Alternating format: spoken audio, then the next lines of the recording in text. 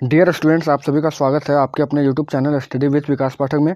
दोस्तों, इस वीडियो में लोग देखने वाले हैं जैक बोर्ड क्लास 9 टर्म 2 का साइंस का सेट 1, साइंस का मॉडल सेट 1 जो 2022 का एग्जाम होने वाला है आप सभी का। कितना? 5 जुलाई को। ठीक है, 5 जुलाई को जो एग्जाम है साइंस का, और उसका मॉडल सेट 1 देखेंगे। और आगे आने वाली वीडियो में मॉडल सेट 2 और मॉडल सेट 3 का भी सॉल्यूशन दिया जाएगा। और आपको जितने भी चैप्टर हैं साइंस से रिलेटेड, जो 6 चैप्टर हैं, जो 6 चैप्टर का आपको कंप्लीट डीपली नोट्स दिया जाएगा। और उस नोट से कभी भी बाहर आने की संभावना नहीं एग्जाम में, तो आप एक बेहतर परफॉर्मेंस करके उभरेंगे और मेरे वीडियो से आपको ज़्यादा से ज़्यादा लाभ मिले, यही मेरा भी आशा है दोस्तों। ठीक है, तो चलिए वीडियो को स्टार्ट करते हैं। मॉडल सेट 1 है और आज का कंप्लीट सॉल्यूशन देखेंगे मॉडल सेट 1 को, और आगे आने वाले वीडियो में हम लोग मॉडल सेट 2 और 3 को भी कंप्लीट कर लेंगे। तो इसमें आपको जो है टोटल 23 क्वेश्चन मिलेगा, जिसमें आपको 19 क्वेश्चन बनाना रहेगा। ठीक है, 19 क्वेश्चन बनाना रहेगा और मार्क्स आपका 40 है, और टर्म 2 है ये, टर्म 2। तो ये है मॉडल सेट 1। ठीक है, जो जैक की तरफ से जारी हुआ है। तो सबसे पहला क्वेश्चन है, ऊर्जा और शक्ति का एसआई मात्रक लिखें। तो ऊर्जा का एसआई मात्रक जूल होता है, वह शक्ति का एसआई मात्रक क्या होता है? वाट होता है। ठीक है, ऊर्जा का एसआई मात्रक जूल होता है और शक्ति का एसआई मात्रक वाट होता है।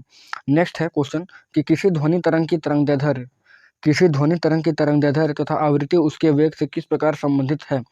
तो वेग बराबर क्या होता है? तरंगदैर्ध्य गुना आवृत्ति होता है। ठीक है, वेग बराबर होता है तरंगदैर्ध्य गुना आवृत्ति। तो वेग को हम लोग v से लिखते हैं वेलोसिटी, और तरंगदैर्ध्य को लिखते हैं लेमडा, इसको बोलते हैं लेमडा। लेमडा गुना इसको v को जो है थोड़ा सा डाउन कर देते हैं। ठीक है, v को थोड़ा डाउन कर देते हैं। ये आपका आवृत्ति हो गया हर्ट्ज। ठीक है, आवृत्ति हो गया हर्ट्ज, लेमडा गुना हर्ट्ज। ठीक है, लेमडा गुना हर्ट्ज होता है। तो लेमडा हुआ ये, और तरंगदैर्ध्य हुआ ये, न्यू न्यू आवृत्ति जिसको बोलते हैं। ठीक है, न्यू आवृत्ति। तो वेग बराबर क्या होता है? तरंगदैर्ध्य गुना आवृत्ति, मतलब लेमडा गुना न्यू आवृत्ति। ठीक है, न्यू आवृत्ति। चलिए नेक्स्ट क्वेश्चन है थर्ड नंबर, H2O का आणविक द्रव्यमान का परिकलन करें। तो H2O होता है हाइड्रोजन ऑक्साइड। ठीक है, तो H2O मतलब इसमें 2 ठो अणु है, H2 मतलब 2 ठो अणु, 2 ठो हाइड्रोजन का है, और लास्ट में O है, तो O को आप लोगों को जोड़ देना पड़ेगा यहाँ पर। ठीक है, तो H2 मतलब 2 गुना 1 हुआ, 2 गुना H, और ऑक्सीजन का जो परमाणु संख्या होता है वो 16। ठीक है, तो यहाँ पर हो गया 2 गुना 2 एका 2 और 16 18। ऑक्सीजन का होता है 16, और 2 गुना 1 16 और 2 18। आगे है, एक मोल से आप क्या समझते हैं? तो किसी पदार्थ में उपस्थित कणों की संख्या को मोल कहते हैं। मतलब किसी पदार्थ में जो कण उपस्थित होता है उसको क्या कहते हैं? एक मोल कहते हैं। ठीक है, और एक मोल बराबर कितना होता है? 6.022 गुना 10 पर पावर 23, 6.022 गुना 10 पर पावर 23, और इसे अवोगाद्रो स्थिरांक भी कहते हैं, अवोगाद्रो संख्या। नेक्स्ट है, नाइट्रोजन स्थिरीकरण किस जीवाणु के द्वारा किया जाता है? तो नाइट्रोजन स्थिरीकरण जो होता है एजेक्टोबैक्टर और एझोस्पोरिल्लम जीवाणु द्वारा किया जाता है। ठीक है, नाइट्रोजन स्थिरीकरण जो है वो एजेक्टोबैक्टर और एझोस्पिरिलम जीवाणु द्वारा किया जाता है। नेक्स्ट क्वेश्चन होगा कि एड्स नामक बीमारी किस जीवाणु के कारण होती है? तो एड्स नामक बीमारी जो होती है वो ह्यूमन इम्यूनोडिफिशियंसी, ठीक है, ह्यूमन इम्यूनोडिफिशियंसी वायरस द्वारा एड्स नामक बीमारी होता है, ह्यूमन इम्यूनोडिफिशियंसी। तो इसको याद कर लेंगे आप लोग, इंपॉर्टेंट क्वेश्चन है। नेक्स्ट क्वेश्चन जो है वो है आपका, वायुमंडल में कितने % नाइट्रोजन गैस पाई जाती है? तो देख सकते हैं आप, सोशल साइंस में तो काफ़ी लंबा लंबा क्वेश्चन था, लेकिन साइंस का जो मॉडल सेट है उसमें थोड़ा आसान आसान क्वेश्चन आया हुआ है। ठीक है, तो ये क्वेश्चन है, वायुमंडल में 78% नाइट्रोजन गैस पाया जाता है। आगे, एक जूल को परिभाषित करें। उस भौतिक राशि का नाम बताएं जिसका एसआई मात्रक जूल है। तो जब किसी वस्तु पर 1 न्यूटन बल लगाने से 1 मीटर का विस्थापन होता है। जब मान के चलिए कोई वस्तु है, उस पर हम लोग 1 न्यूटन का बल लगाएंगे और वो विस्थापित होकर 1 मीटर का दूरी पर चल जाए, तो उसको क्या बोलते हैं? 1 जूल कार्य कहते हैं। मतलब 1 जूल कार्य हुआ है किसी वस्तु पर। ठीक है, तो कार्य का एसआई मात्रक जो होता है वो जूल होता है, मतलब कार्य करने का जो मात्रक है उसको जूल कहते हैं हम। नेक्स्ट क्वेश्चन है कि किसी 9 नंबर, किसी दिए हुए माध्यम में एक ध्वनि तरंग की आवृत्ति 220 हर्ट्ज तथा वेग वेग जो है 440 मीटर प्रति सेकंड है। तो इसकी तरंग दैर्ध्य की गणना करना है आपको। मतलब किसी दिए हुए माध्यम में एक ध्वनि तरंग की आवृत्ति दिया गया है 220 हर्ट्ज, और वेग बराबर 440 मीटर प्रति सेकंड है। तो इसका तरंग दैर्ध्य ज्ञात करना है। तो आवृत्ति बराबर क्या दिया है? 220 हर्ट्ज, आवृत्ति जो हमको दिया है 220 हर्ट्ज, तो आवृत्ति और वेग दिया है 440 मीटर प्रति सेकंड। अब वेग बराबर फॉर्मूला क्या होता है? तो वेग बराबर होता है तरंग दैर्ध्य गुना आवृत्ति। काफ़ी इजी न्यूमेरिकल है, तरंगदैर्ध्य गुना आवृत्ति। और दोस्तों, एक बात और कि आपको जितना भी केमिस्ट्री और फिजिक्स में जितने भी न्यूमेरिकल्स हैं, सभी को एक सेपरेट वीडियो में आपको दिया जाएगा, ताकि आपके एग्जाम में सहूलियत हो और आप एक अच्छे बेहतर तैयारी करके जा सकते हैं वहाँ पर। ठीक है, तो यहाँ पर होगा 440, वेग बराबर तरंगदैर्ध्य गुना आवृत्ति। तो वेग बराबर हुआ 440 और तरंगदैर्घ्य को हम लोग बोलते हैं लैम्डा, ठीक है, लैम्डा गुना 220, लैम्डा गुना 220। अब यहाँ से इसको सिर्फ इधर पलट देते हैं तो लैम्डा 220 लैम्डा आ गया बराबर 440। यहाँ पर देखिए लैम्डा को ऐसे लिखेंगे त के जैसा, ठीक है, त के जैसा लैम्डा। तो 220 लैम्डा बराबर 440 हुआ। अब लैम्डा बराबर क्या हो गया 440 और इधर का 220 आके डिवाइड बन जाएगा यहाँ पर, तो लैम्डा 2 हुआ, यानी तरंगदैर्घ्य क्या है 2, तरंगदैर्घ्य 2 है।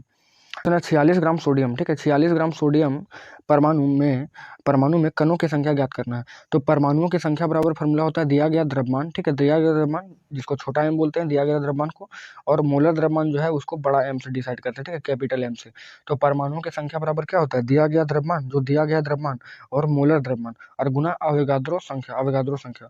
तो देख सकते हैं 46 ग्राम सोडियम परमाणु है और जो है इसका 46 हो जाएगा, 46 और बट्टा 23। मोलर द्रव्यमान कितना आता है 46 का, अगर सोडियम का आप अगर मोलर द्रव्यमान निकालें तो इसका मोलर द्रव्यमान 23 आता है, ठीक है, हाफ हो जाता है, हाफ हो जाता है मोलर द्रव्यमान। तो देख सकते हैं यहाँ पर हाफ हो चुका है मोलर द्रव्यमान। तो 46 बटा 23 गुना 6.022 गुना 10 पर पावर 23, यहाँ से 23 गुना 46 काट देंगे और जब इसको पूरा सॉल्व करेंगे तो आएगा 12.044 गुना 10 पर पावर 23, ये हो जाएगा आपका फाइनल आंसर। तो कणों की संख्या कितना है 12.044 गुना 10 पर पावर 23। नेक्स्ट 11 नंबर क्वेश्चन है टॉमसन के परमाणु मॉडल की व्याख्या करना। टॉमसन, जे टॉमसन, ठीक है। तो देखिए टॉमसन का परमाणु मॉडल क्या है। जे टॉमसन ने परमाणु की संरचना से संबंधित पहला मॉडल प्रस्तुत किया था जो इलेक्ट्रॉन से संबंधित था। इलेक्ट्रॉन की खोज के लिए उन्हें 1906 में उन्हें क्या मिला था भौतिक शास्त्र में नोबेल पुरस्कार भी मिला था। टॉमसन का परमाणु मॉडल जो है क्रिसमस केक की तरह था, ठीक है, क्रिसमस केक की तरह टॉमसन का परमाणु मॉडल था। अब क्या था उसको देख लेते हैं।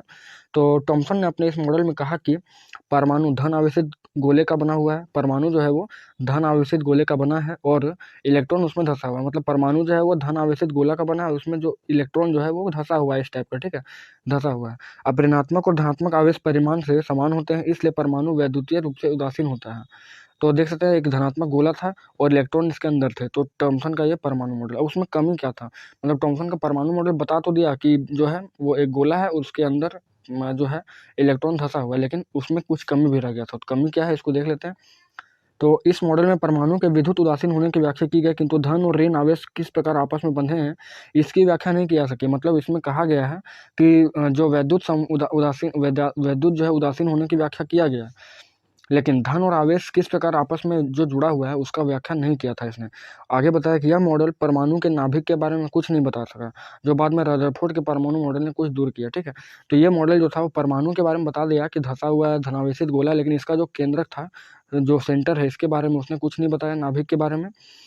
लेकिन जो रदरफोर्ड का परमाणु मॉडल आया वो इस मॉडल को जो है वो उदासीन कर दिया, ठीक है, इस मॉडल को उदासीन कर दिया और काफ़ी अच्छा उसने अच्छी जानकारी दी है। नेक्स्ट क्वेश्चन है 0.5 मोल ऑक्सीजन के अणु का द्रव्यमान क्या होगा। 0.5 मोल ऑक्सीजन के अणु का द्रव्यमान जो है मोल बराबर क्या होता है, तो दिया गया द्रव्यमान बटे मोलर द्रव्यमान, मतलब छोटा एम स्मॉल एम बटे कैपिटल एम, ठीक है, दिया द्रव्यमान बटे मोलर द्रव्यमान। तो मोल बराबर 0.5 है और एम यहाँ पर आपका नहीं दिया हुआ है, दिया द्रव्यमान नहीं दिया गया, लेकिन जो मोलर द्रव्यमान है वो ऑक्सीजन का है, ठीक है, मोलर द्रव्यमान किसका ऑक्सीजन का। तो यहाँ पर जो मोल है वो 0.5 और O2 जो है एम तो आपका दिया गया द्रव्यमान है और O2 का होता है 16 गुना 2, 16 गुना 2 होता है, ऑक्सीजन O16 और 2 O2 है, ठीक है, O2 का है। और आगे यहाँ 0.5 बराबर m बटे 32 हो जाएगा, यहाँ से क्रॉस मल्टीप्लाई करेंगे तो m बराबर 16 आ जाएगा, ठीक है। तो m बराबर 16 हुआ, मतलब अणु का द्रव्यमान क्या हुआ, तो मोलर द्रव्यमान आपका 16 हुआ, ठीक है, मतलब दिया गया, तो m बराबर आपका 16 निकला। नेक्स्ट क्वेश्चन है प्रतिरक्षीकरण क्या है। तो क्या होगा कि जब किसी वैक्सीन के टीका का उपयोग करके शरीर के अंदर सूक्ष्मजीवों को मारकर या उनके प्रवेश पर रोक लगाया जाता है तो इससे शरीर की प्रतिरोध क्षमता जो है बढ़ जाती है। जब किसी वैक्सीन के टीके का उपयोग करने के बाद अंदर सूक्ष्मजीवों को मार कर या उनके प्रवेश पर रोक लगाते हैं तो इससे शरीर की प्रतिरोध क्षमता जो है बढ़ जाती है। शरीर में रोगों से लड़ने की क्षमता का विकास करने की प्रक्रिया को प्रतिरक्षीकरण इम्यूनाइजेशन कहते हैं, ठीक है। तो शरीर में रोगों की लड़ने की जो क्षमता होती है उसका विकास करने की प्रक्रिया क्या कहलाती है, इम्यूनाइजेशन, मतलब प्रतिरक्षीकरण कहलाती है।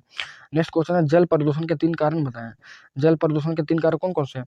तो जल प्रदूषण के मुख्य 3 कारण निम्न है। जैसे औद्योगिक कारण, सबसे पहले मुख्यतः उद्योग इत्यादि, उद्योग से निकला हुआ कचरा इत्यादि जो है उद्योग जो जल को प्रदूषित करता है। नेक्स्ट है घरेलू कारण, जैसे घरेलू उपयोग में हम लोग बहुत सारे ऐसे कार्य करते हैं जिससे जल प्रदूषित हो जाता है। आगे कृषि, तो कृषि में सबसे ज्यादा कीटनाशकों का प्रयोग से होता है। कीटनाशकों के प्रयोग से क्या होता है, तो वो जल का प्रदूषण किया जाता है। नेक्स्ट 15 नंबर क्वेश्चन है किसी पिंड की गतिज ऊर्जा को परिभाषित करें। गतिज ऊर्जा के लिए एक व्यंजक प्राप्त करना है। किसी पिंड की गतिज ऊर्जा को परिभाषित करना है और गतिज ऊर्जा के लिए एक व्यंजक को प्राप्त करना है। तो किसी वस्तु की गति के कारण उसमें उपस्थित ऊर्जा को गतिज ऊर्जा कहते हैं, ठीक है। किसी वस्तु की उपस्थित गति के कारण उसमें उपस्थिति ऊर्जा को गतिज ऊर्जा कहते हैं। और इसको एक बार व्यंजक जो है व्यंजक दिया गया इसको प्राप्त कर लेते हैं। तो माना कोई वस्तु जिसका द्रव्यमान m है, ठीक है, जो भी वेग से गतिशील है, ये लिखेंगे वस्तु में F बल कार्य कर रहा है, ठीक है, F बल कार्य कर रहा है। तो m यहाँ पर है और v, ठीक है, वेग, और दूरी आपका यहाँ पर है डिस्टेंस। तो कार्य बराबर क्या होता है, बल गुना विस्थापन होता है। और तो क्या आ गया, W बराबर F गुना D, मतलब कार्य मतलब वर्क, और बल का फोर्स हुआ और विस्थापन का डिस्टेंस या वेग, ठीक है, दोनों एक ही होता है। डिस्टेंस हो गया यहाँ पर। और आगे इसको अगर सॉल्व करें तो W यहाँ छोड़ देंगे तो ma, ठीक है, ma हो जाएगा। क्योंकि F इजिकल टू क्या होता है, F बराबर होता है ma, ठीक है। मतलब आपका बल बराबर क्या होता है, तो द्रव्यमान गुने आवृत्ति होता है, ठीक है। F बराबर ma होता है। तो यहाँ से W अगर ले लें, ठीक है, W अगर ले लें तो क्या हो जाएगा, F के पास हम लोग ma बैठा देंगे गुना D। ये आपका समीकरण 1 आ गया, ठीक है। अब आगे इसमें क्या मिलेगा कि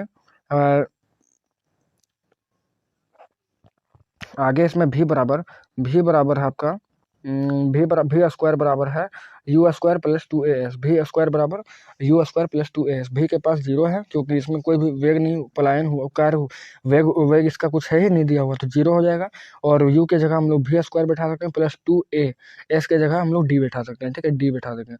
तो 0 के पास माइनस v स्क्वायर है क्योंकि कार्य नहीं हुआ इसलिए, तो यहाँ पर आ जाएगा 2a नहीं, ये भी जो है यहाँ पर आ जाएगा और यहाँ बच जाएगा 2a इंटू डी। अब d बराबर अगर निकालें तो हो जाएगा माइनस v स्क्वायर बटे 2a। d बराबर क्या होगा, तो d बराबर हो जाएगा v स्क्वायर बटे 2a, क्योंकि ऋणात्मक नहीं ले सकते हैं, ठीक है, इसके लिए। तो d बराबर हो गया v स्क्वायर बटे 2a। अब समीकरण 1 में हम लोग क्या दिया था कि w बराबर दिया था ma गुना d दिया था इसमें। तो आपका आ जाएगा ma गुना v स्क्वायर बटे टी। डी का वैल्यू जो समीकरण 1 से आया था v स्क्वायर बटे 2a, ये यहाँ से कट गया, तो w बराबर क्या हुआ, w बराबर आपका हो गया 1/2, ठीक है, 1/2 mv स्क्वायर, इसलिए कि e बराबर क्या हो जाएगा 1/2 mv स्क्वायर। ये हमारा प्रूव हो चुका है। नेक्स्ट क्वेश्चन है 16 नंबर, एक तरंग की आवृत्ति और आवर्तकाल को परिभाषित करना है और तरंग की तरंगदैर्ध्य आवृत्ति और वेग के बीच संबंध को स्थापित करना है। तो आवृत्ति का अगर बात करें सबसे पहले आवृत्ति का, तो आवृत्ति क्या हो जाएगा, किसी वस्तु में 1 सेकंड में जितने कंपन होते हैं, ठीक है, जितने कंपन होते हैं यहाँ पर देख सकते हैं आप कंपन, तो उन कंपनों की संख्या को क्या कहते हैं, आवृत्ति कहते हैं। और आवृत्ति का ऐसा इमारत तो क्या होता है, हर्ट्ज होता है, हर्ट्ज, ठीक है, काफी इंपॉर्टेंट सवाल है। नेक्स्ट है आवर्तकाल, तो किसी तरंग द्वारा एक चक्कर पूरा करने में लगा समय आवर्तकाल कहलाता है। कोई भी तरंग है उसको एक चक्कर पूरा करने में जितना भी समय लगेगा तरंग को, ठीक है, एक चक्कर, तो उसको क्या कहेंगे हम लोग, उसको कहेंगे आपका आवर्तकाल, ठीक है, आवर्तकाल। तो माना कि तरंग का तरंगदैर्ध्य लैम्डा है और जो भी वेग से गतिशील है। अब तरंग वेग v बराबर क्या होता है, तरंगदैर्ध्य लैम्डा बटे आवर्तकाल टाइम, ठीक है, v बराबर क्या हो गया आपका लैम्डा बटे t। समीकरण 1 आ गया ये। और आगे हम जानते हैं आवृत्ति जो है, आवृत्ति को हम लोग ऐसे लिखते हैं, ऐसे, ठीक है, ऐसे करके ऐसे कर देंगे आवृत्ति। तो आवृत्ति v बराबर u, मतलब आवृत्ति बराबर क्या हो गया, तो 1 बटे आवर्तकाल होता है, 1 बटे आवर्तकाल।